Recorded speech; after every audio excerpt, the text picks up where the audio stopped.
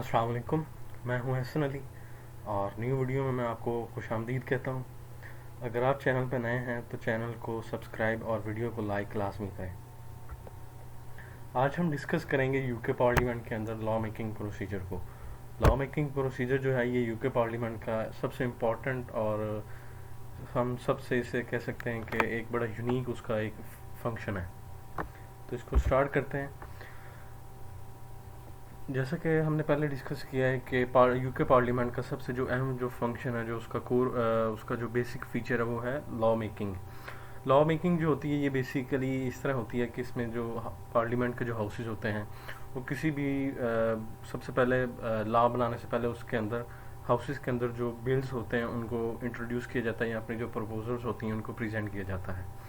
और फिर दोनों हाउसेज से एक बहुत ज़्यादा स्टेजेस होती हैं लॉ बनाने के लिए। जब वो बिल जो होता है इन सभी स्टेजेस से पास हो जाता है, इन सभी स्टेजेस से गुजर जाता है, तो उस टाइम फिर वो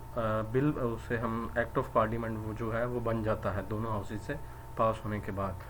तो इस तरह जो है फिर जब दोनों हाउसेज से बिल कोई भी बिल जो है वो पास हो जाता है तो फिर वो जाता है रॉयल के पास, मोनार्क के पास, और मोनार्क जो होता है वो उस बिल को अपने रॉयल एसेंट देता है और इस तरह फिर वो एक्ट ऑफ पार्लियामेंट जो बन जाता है और कंट्री में वो इफेक्टिव हो जाता है। सिर्फ पार्लियामेंट जो होती है वही न्यू लॉज बना सकती है, पहले से जो लॉज मौजूद हैं उनको चेंज कर सकती है या उनको कैंसिल कर सकती है। और पार्लियामेंट के अलावा ये पावर जो है ये किसी भी अथॉरिटी या किसी भी बॉडी के पास या नहीं है। और इस तरह फिर जो नई अगर कोई लेजिस्लेशन करनी हो तो उसके लिए पार्लियामेंट के अंदर प्रपोजल्स पेश किए जाते हैं जो कि गवर्नमेंट मिनिस्टर्स भी करते हैं, और इसके साथ जो इंडिविजुअल मिनिस्टर यानी कि जो प्राइवेट मेंबर्स होते हैं वो भी ये प्रपोजल जो है ये प्रेजेंट करते हैं पार्लियामेंट के अंदर। और ये जो प्रपोजल्स होती हैं इनको हम बिल्स कहते हैं। और बिल्स जो होते हैं इनके लिए ये लाजमी है कि ये जिस हाउस से पहले जनरेट हुए हैं पहले उस हाउस में ये तमाम स्टेजेस इनकी से गुजर के ये पास हो और उसके बाद फिर ये दूसरे हाउस में जाएगा। और फिर इसी तरह अगर उस हाउस से भी ये बिल जो है तमाम स्टेजेस से होके पास हो गया तो उसके बाद फिर ये मोनार्क के पास जाएगा रॉयल एसेंट के लिए। नेक्स्ट हम डिस्कस करेंगे बिल्स की कुछ टाइप्स होती हैं, तो इनको वन बाय वन डिस्कस करते हैं। सबसे पहले है पब्लिक बिल्स। पब्लिक बिल्स से मुराद ऐसे बिल्स होते हैं जो कि जितनी भी जो टेरिटरी जितनी भी कम्युनिटी होती है उन सभी को जो इफ़ेक्ट करें, उन ऐसे बिल्स को हम पब्लिक बिल्स कहते हैं। लाइक कोई बिल हो जो ट्रैफिक लॉ से रिलेटेड हो, कोई टैक्स रिलेटेड हो, तो इस तरह के जो बिल्स होते हैं ये तमाम पॉपुलेशन के लिए होते हैं, तमाम कम्युनिटीज़ के लिए होते हैं। ऐसे बिल्स को हम पब्लिक बिल्स कहते हैं। सेकंड नंबर पर है प्राइवेट बिल्स। प्राइवेट बिल्स हम ऐसे बिल्स को कहते हैं जो कि कुछ ख़ास टेरिटरी के लोगों को इफ़ेक्ट करें, कुछ ख़ास पॉपुलेशंस के लिए हों, कुछ ख़ास कम्युनिटीज़ के लिए हों। ऐसे बिल्स को हम प्राइवेट बिल्स कहते हैं। लाइक कोई इस तरह का बिल हो कि लंदन की एक ख़ास जो उसकी एक जो उसका टाउन है सिर्फ उसी की कम्युनिटी के लिए अगर कोई लेजिस्लेशन की जाए तो इस तरह के जो बिल्स होते हैं उन्हें हम प्राइवेट बिल्स कहते हैं, जो सिर्फ एक ख़ास कम्युनिटी के लोगों को इफ़ेक्ट करें या सिर्फ उन्हीं के लिए बिल्स हों। थर्ड नंबर पर हाइब्रिड बिल्स। हाइब्रिड बिल्स हम ऐसे बिल्स को कहते हैं जो मिक्स क्वालिटीज़ जिनके अंदर हों, लाइक वो पब्लिक बिल भी हों और प्राइवेट बिल्स भी हों। मींस के वो जितनी भी यूके की जनरल पॉपुलेशन है वो उनके लिए भी हों और एक ख़ास टेरिटरी के लोगों के लिए भी हों, तो ऐसे बिल्स को हम हाइब्रिड बिल्स कहते हैं। लास्ट पे हमारे पास है गवर्नमेंट बिल्स। गवर्नमेंट बिल्स हम ऐसे बिल्स को कहेंगे जो कि पार्लियामेंट के अंदर गवर्नमेंट जिनको इंट्रोड्यूस कराती है, जिनको प्रपोज करती है। और गवर्नमेंट जो बिल्स होते हैं ये बाकी जितने भी जो दूसरे बिल्स होते हैं इन सभी के ऊपर ये प्रिजाइड ओवर कर सकते हैं, इन सभी के ऊपर ये प्रेसिडेंट्स लाए जाते हैं। इसकी वजह ये है कि गवर्नमेंट बिल्स जो होते हैं ये दोनों हाउसेस के अंदर इनको एक्सेप्ट कर लिया जाता है, ये जल्दी जो है ये पास हो जाते हैं। तो इस वजह से ये बाकी जितने भी बिल्स हैं उन सभी के ऊपर ये प्रेसिडेंट्स ले जाते हैं। बिल स्टेजेस,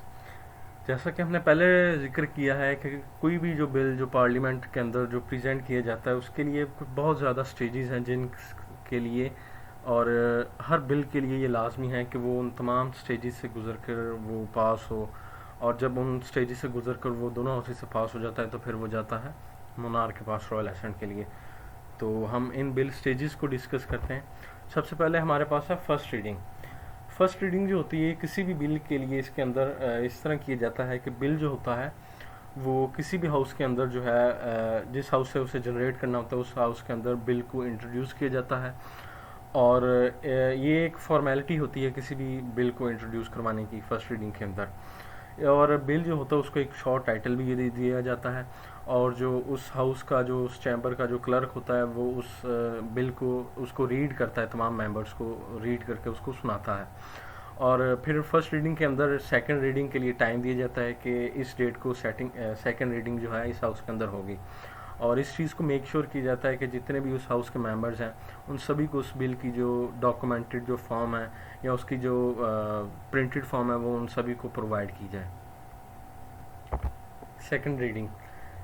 रीडिंग जो होती है ये किसी भी बिल के लिए सबसे पहला ऑर्डर होती है उसे क्लियर होने के लिए, उसके पास होने के लिए। सेकंड रीडिंग के अंदर बेसिकली इस तरह होता है कि जो किसी भी बिल का जो मेन पर्पस होता है वो डिस्कस किया जाता है और उस बिल के अंदर वोटिंग की जाती है कि कौन कौन से जो एमपीज़ हैं वो इस बिल को वोट कर रहे हैं, इसके फेवर में वोट दे रहे हैं।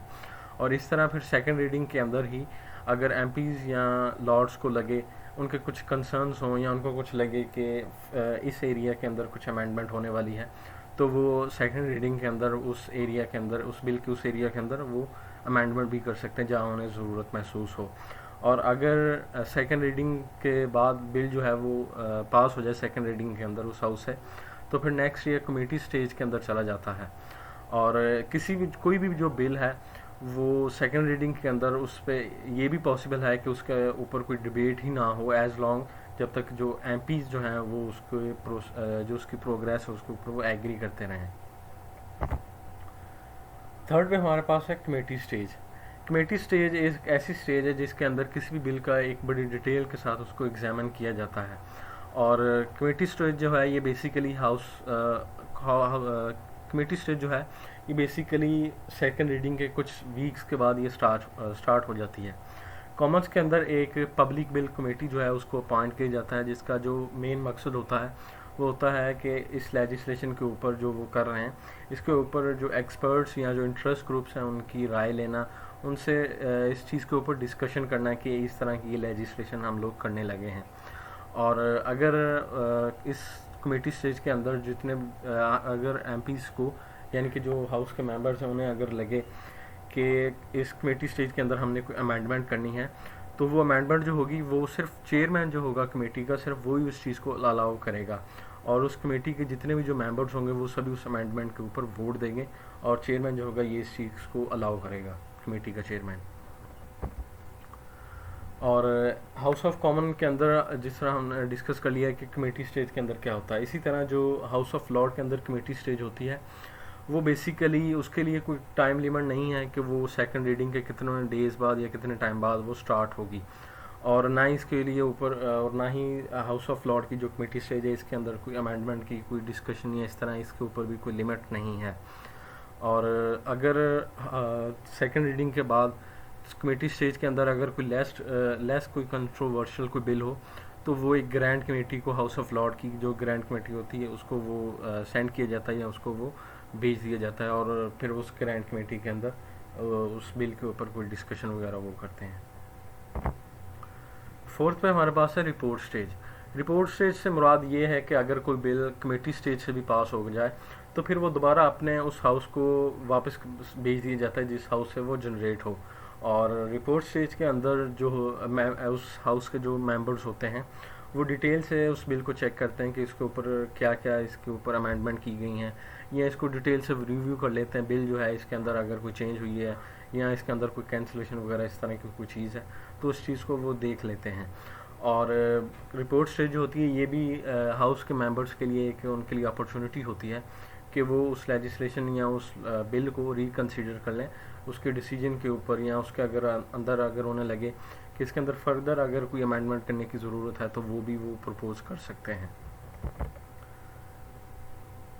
थर्ड रीडिंग जो होती है बेसिकली किसी भी हाउस के मेंबर के लिए एक लास्ट अपॉर्चुनिटी होती है कि वो उस बिल को अच्छे से चेक कर लें, अगर उसके अंदर कोई चेंज वगैरह या उसके ऊपर कोई कंसर्न है तो उनको डिस्कस कर लें। हाउस ऑफ कॉमन के अंदर जो थर्ड रीडिंग होती है ये रिपोर्ट स्टेज के फ़ौरन बाद ये स्टार्ट हो जाती है, यानी कि रिपोर्ट स्टेज के अगले दिन ही ये थर्ड रीडिंग जो होती है ये स्टार्ट हो जाती है। और फिर बिल जो होता है इसको अच्छे से इसको दोबारा फिर री एग्जाम और हाउस ऑफ कॉमन के जो मेंबर्स होते हैं वो थर्ड रीडिंग के अंदर अब बिल के ऊपर कोई भी अमेंडमेंट नहीं कर सकते, उनके वो इस चीज़ की अलाउ नहीं होता। On the other hand lords जो होते हैं वो थर्ड रीडिंग जो होती है वो रिपोर्ट स्टेज के तीन दिनों के अंदर अंदर उन्होंने स्टार्ट करनी होती है। हाउस ऑफ लॉर्ड के मेंबर ने रिपोर्ट स्टेज के बाद थर्ड रीडिंग जो होती है ये 3 दिन के बाद अंदर अंदर उन्होंने स्टार्ट करनी होती है,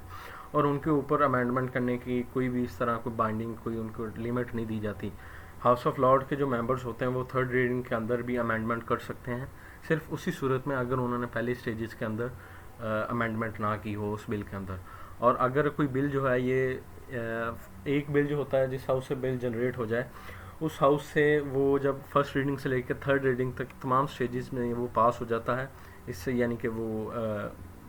पास हो जाता है, यानी कि वो एक्सेप्ट कर लेते हैं मेंबर्स उसे।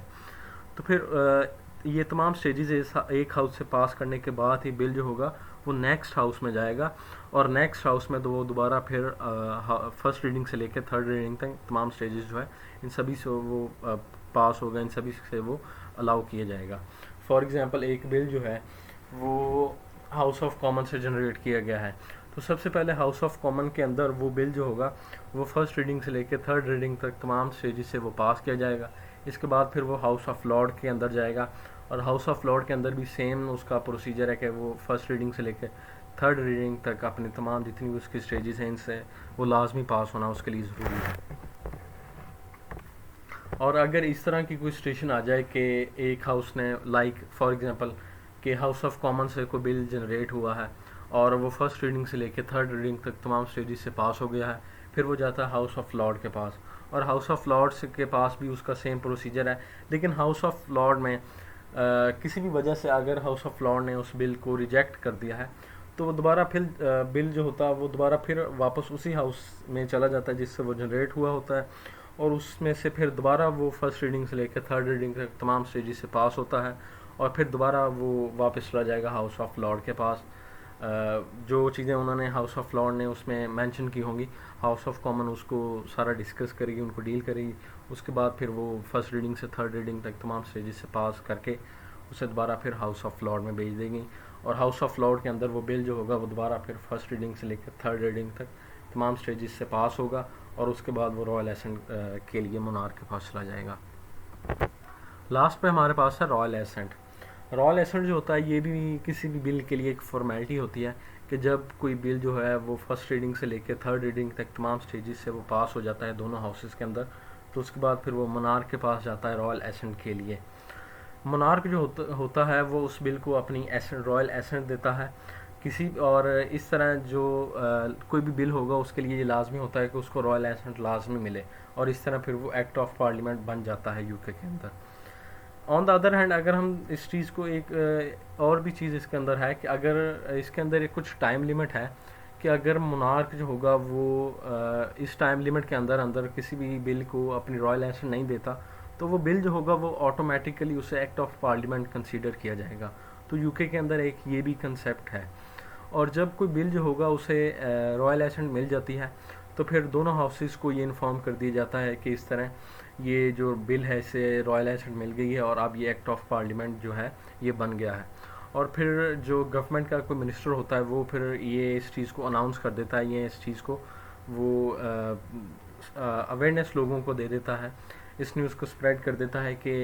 ये फ़लाँ एक्ट ऑफ पार्लियामेंट बन गया है, और ये इस चीज़ को भी वो लोगों को बता देता है कि ये किस डेट से कंट्री के अंदर एप्लीकेबल होगा। Thank you so much.